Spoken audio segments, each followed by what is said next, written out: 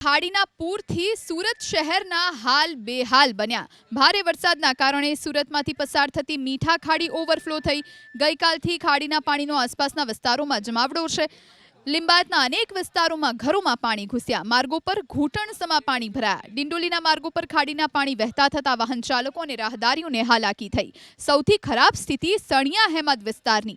કેટલાક સ્થળે 10 ફૂટ સુધી પાણી ભરાયેલા છે। ગામમાં આવેલું મંદિર લગભગ અડધું પાણીમાં ડૂબી ગયું। સુરત જિલ્લામાં વરસ્યો ધોધમાર વરસાદ। દ્રશ્યો છે બારડોલી સુરત સ્ટેટ હાઈવેના। હરિપુરા ગામના પાટિયા પાસેનો રસ્તો પાણીમાં ગરકાવ થઈ ગયો। કડોદરાથી સુરત શહેર તરફ જતા મુખ્ય માર્ગ પર પાણી ભરાતા વાહન ચાલકોને હાલાકી। મુશળધાર વરસાદને લઈને સુરત જિલ્લાના માંડવી તાલુકાનું મુંજલાવ ગામ સંપર્ક વિહોણું। ગામની બંને તરફ આવેલી ખાડી ઉભરાઈ ગઈ। કડોદરાના સારોલી નજીક જળબંબાકારની સ્થિતિ છે। આ સાથે નેશનલ હાઈવે પર ઘૂંટણસમા પાણી ભરાયા છે, જેને લઈ વાહન ચાલકો મુશ્કેલી અનુભવી રહ્યા છે। ખાડીમાં પૂર આવતા પર્વત પાટિયા વિસ્તારમાં આવેલી શાળામાં પાણી ઘૂસ્યા। સ્કૂલનું મેદાન જાણે તળાવ બની ગયું। ક્લાસરૂમમાં પણ પાણી ફરી વળ્યા, જેથી વિદ્યાર્થીઓને રજા આપવી પડી। સુરત બાદ આગળ વાત નવસારીની કરીશું। નવસારી જિલ્લામાં મેઘમહેર યથાવત છે। ખેરગામ, વાંસદા, ગણદેવી, ચીખલી સહિતના તાલુકામાં ધોધમાર વરસાદ ખાબક્યો।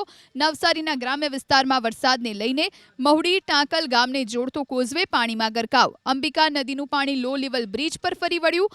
રસ્તો બંધ હોવાથી વાહન ચાલકોને ફેરો થયો। આ તરફ કાવેરી નદીની જળ સપાટીમાં વધારો। બિલીમોરાને જોડતા લો લેવલ પુલ પર કાવેરી નદીના પાણી ફરી વળ્યા। લો લેવલ પુલ પરથી 3 ફૂટ ઉપરથી નદીના પાણી વહી રહ્યા છે। વરસાદને લઈને ચીખલી તાલુકાના માણેકપુરની આંગણવાડીમાં વરસાદી પાણી ભરાઈ ગયા। નવસારી બાદ વાત વલસાડની કરીએ। વલસાડ જિલ્લામાં વરસ્યો સાર્વત્રિક વરસાદ। પારડી અને ધરમપુરમાં વરસ્યો 2-2 ઇંચ સુધીનો વરસાદ, જ્યારે વલસાડ શહેર અને વાપીમાં 1-1 ઇંચ વરસાદ ખાબક્યો। હજુ વલસાડ જિલ્લામાં ભારે વરસાદની આગાહી છે, જેને લઈ શાળા કોલેજોમાં રજા જાહેર કરવામાં આવી।